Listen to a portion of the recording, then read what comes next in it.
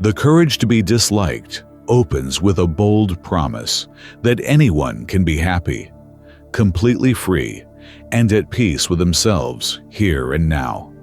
The book presents this message through a dynamic conversation between a philosopher and a young man who is frustrated, skeptical, and searching for meaning. Their dialogue is not gentle. It's confrontational, raw, and deeply honest, a battle between doubt and truth.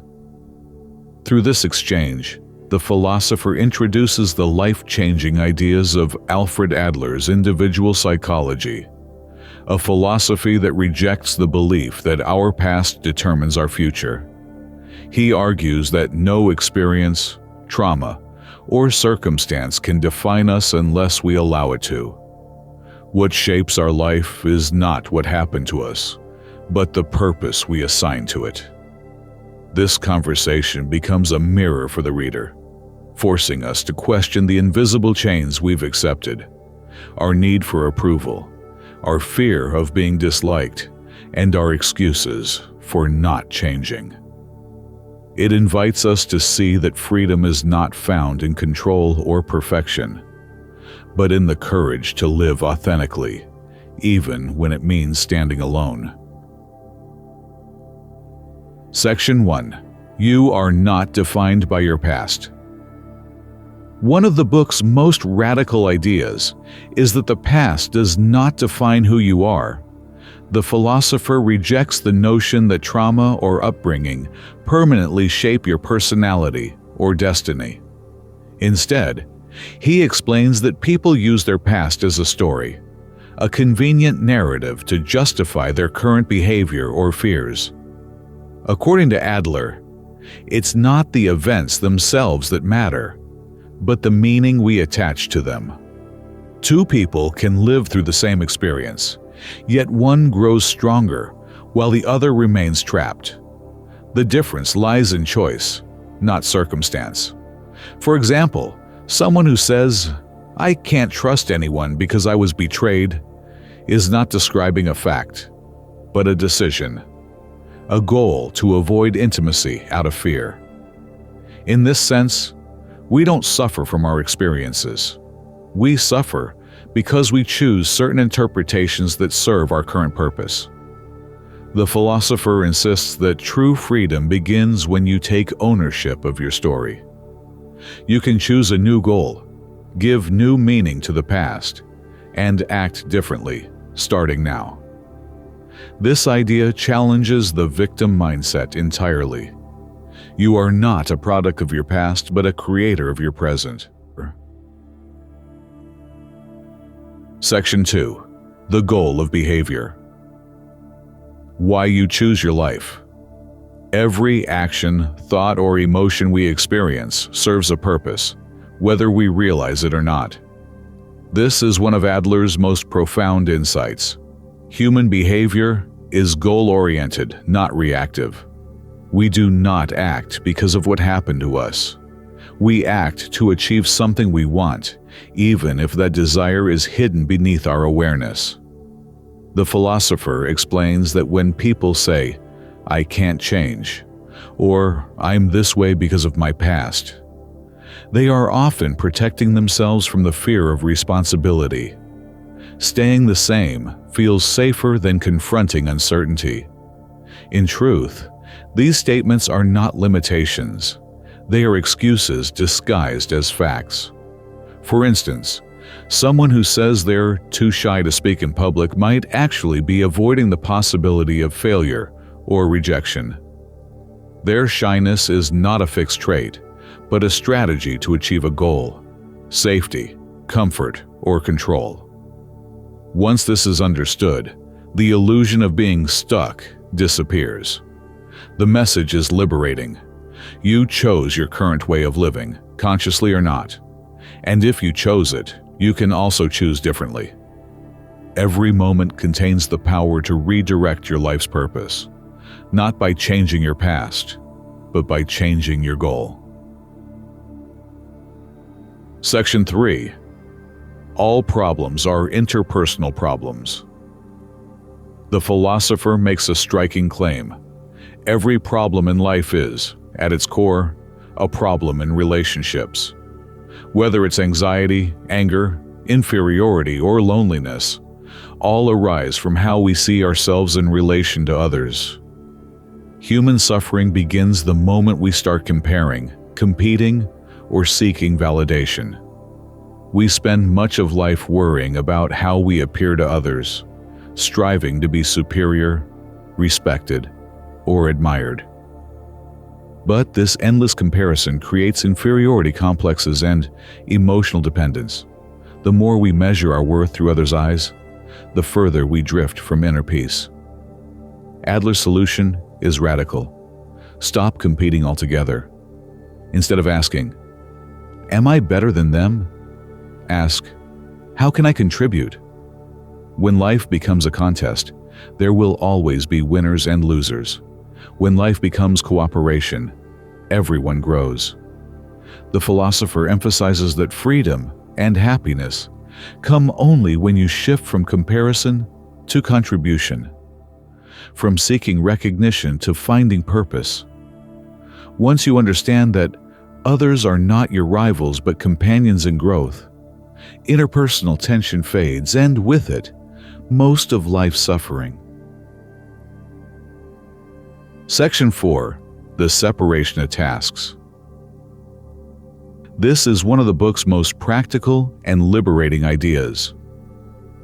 The philosopher teaches the young man that much of human suffering comes from interfering in tasks that are not ours, or allowing others to interfere in ours. He calls this principle the separation of tasks. Every problem can be clarified by asking a single question: whose task is this? For example, whether someone likes you or not, that's their task, not yours. Your task is to act sincerely and respectfully. How others respond is beyond your control. When you try to please everyone, you abandon your own path to walk theirs. Similarly, when we try to control others' choices, their emotions, lifestyle, or opinions, we burden ourselves with impossible responsibility. The result is frustration, resentment, and anxiety. True freedom begins when you stop trying to manage what isn't yours to manage. You focus only on your own thoughts, words, and actions, the things within your sphere of influence. The philosopher reminds us that peace doesn't come from controlling the world, but from knowing where your responsibility ends. This clarity dissolves guilt, releases pressure, and gives you space to live authentically, unbound by others' judgments or expectations. Section 5. Freedom is the courage to be disliked. At the heart of the book lies its central and most provocative idea. To be truly free, you must have the courage to be disliked. The philosopher explains that the need for approval is the invisible chain that keeps most people trapped. We constantly adjust our behavior to fit what others might think, trying to be accepted, admired, or loved. But the moment your happiness depends on others' opinions, you lose your freedom. To live authentically means acting according to your principles, even when it provokes criticism or rejection. It means being guided by conviction, not consensus. The philosopher reminds the young man that being disliked is not a sign of failure. It's a sign that you are living your truth. Of course, this doesn't mean being rude or rebellious for its own sake. It means recognizing that you cannot please everyone, and that seeking universal approval leads to emptiness.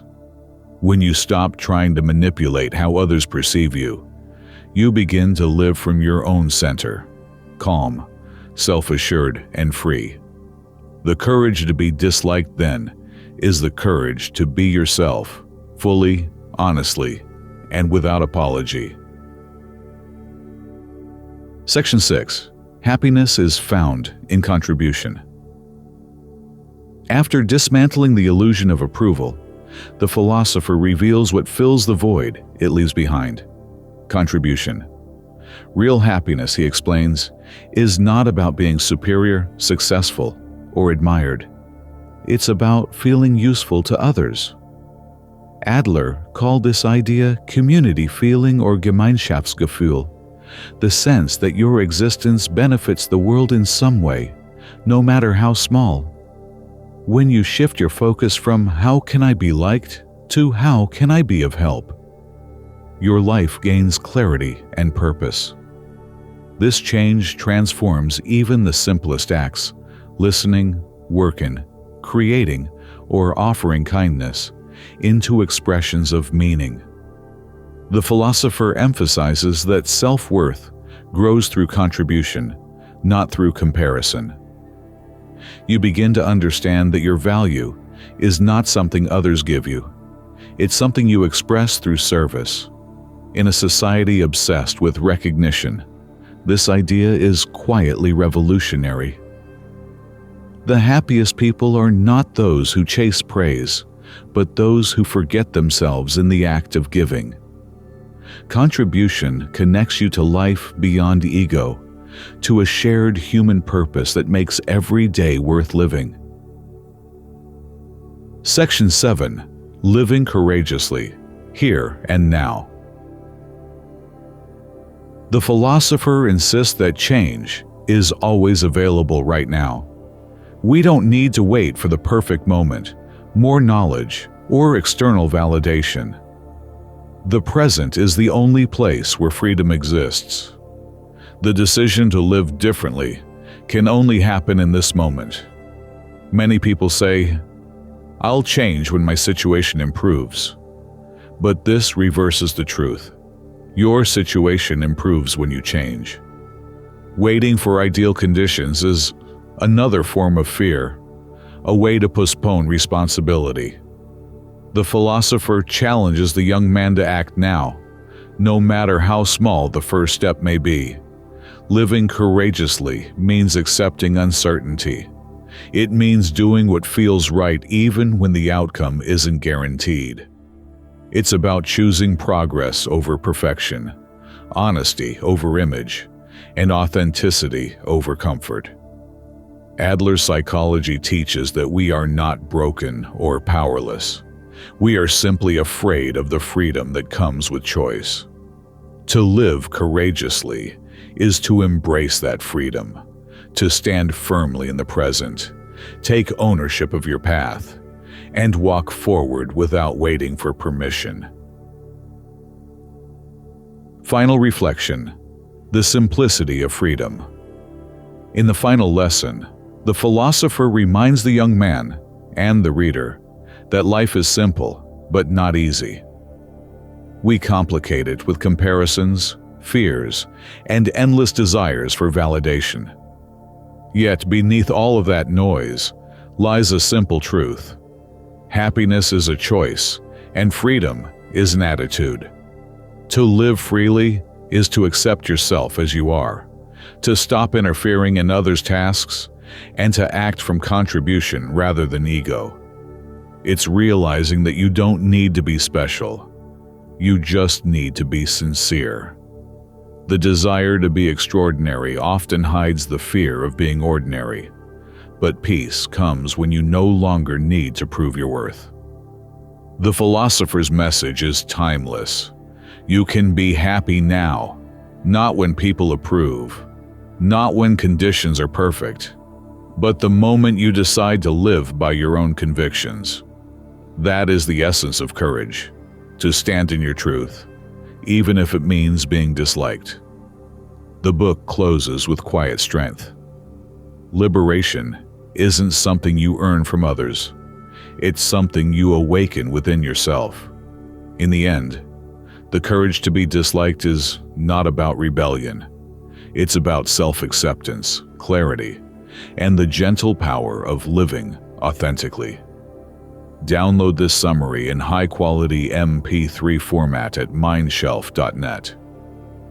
For more timeless book summaries on spiritual growth, psychology, self-improvement, and the art of living wisely, Subscribe to MindShelf on YouTube and keep expanding your inner library of wisdom.